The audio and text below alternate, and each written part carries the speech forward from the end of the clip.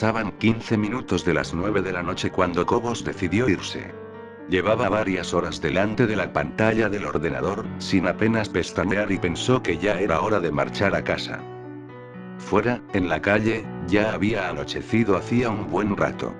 El viento soplaba con una fuerza inusitada, como antesala de una tormenta que estaba a punto de llegar. Antes de cerrar la oficina con su llave, tecleó en la pequeña consola la clave para activar la alarma electrónica. Esperó unos segundos tras cerrar la puerta hasta que escuchó un pitido agudo que indicaba que la alarma quedaba en servicio, y con un gesto instintivo se echó la gabardina por encima de los hombros. El frío arreciaba y empezaba a lloviznar. Con paso rápido alcanzó su vehículo, un viejo Renault verde oscuro que, pese a los años, se encontraba en bastante buen estado. Abrió la puerta y con rapidez se introdujo en su interior. Introdujo la llave en el contacto y en breves segundos una tenue luz dio vida al cuadro de mandos. Giró la rueda de la calefacción al tope, y se dispuso a iniciar la marcha hacia su hogar. La tormenta se fue volviendo cada vez más virulenta a medida que se alejaba de la oficina. Aún le quedaban unos 50 kilómetros hasta llegar a su casa, situada en las afueras de una pequeña ciudad dormitorio. Decidió encender la radio para hacer el trayecto más apacible. Sin embargo, la grave voz del locutor de ese programa de misterio que tanto le perturbaba, inundó el oscuro interior del vehículo. Giró a la derecha para incorporarse a la carretera comarcal por la que tendría que transitar varios kilómetros. No le gustaba nada regresar a casa por este camino, máxime cuando hacía una noche tan desapacible como esta, ya que el firme no se encontraba en buen estado y apenas había iluminación. De hecho, se había producido en ella varios accidentes en los últimos años, alguno de ellos mortal. Esto también había dado lugar a habladurías de la gente, que afirmaba que en una curva se aparecía una mujer joven vestida de blanco y con aspecto desaliñado. Cobos no era una persona que diera mucho crédito a este tipo de historias. Sin embargo, tenía que reconocer que había algo en esa carretera que le provocaba una sensación extraña, de intranquilidad.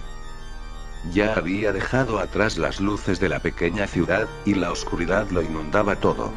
Solo el resplandor de los faros delanteros era capaz de romper con la negrura de esa noche sin luna. De pronto, una sensación muy extraña se apoderó de él. Se dio cuenta que no se escuchaba ningún ruido, salvando la radio y el sonido del motor y los neumáticos sobre la gravilla. Decidió parar en el arcén sin saber bien para qué, ni qué se encontraría.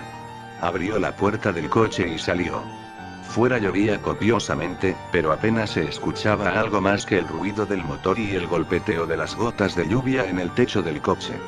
Se introdujo de nuevo en el vehículo, e inició la marcha, sin haber despejado del todo ese hormigueo que tenía en el estómago. Su incertidumbre duró poco tiempo. Al mirar por el retrovisor interior del coche se dio cuenta de que no iba solo. Una mujer totalmente empapada, con un vestido blanco, y la mirada ausente se encontraba en el asiento trasero. Era imposible que se encontrara allí. El vehículo solo tenía dos puertas y de ninguna forma se podía acceder a la parte trasera, salvo por la puerta del lado del conductor, ya que la otra se encontraba averiada desde hacía varios días y no se podía abrir.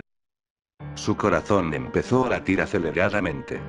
Frenó en seco y con sus manos se tapó el rostro, con la esperanza de que todo fuera fruto de su imaginación. Sin embargo, al volver a mirar por el retrovisor, la figura seguía sentada en el mismo lugar. Cobos se giró y balbuceando preguntó a la mujer quién era, y qué hacía allí. Sin embargo, esta no articuló palabra. Su mirada seguía perdida Dios sabe dónde. No podía ser. No podía estar nadie allí.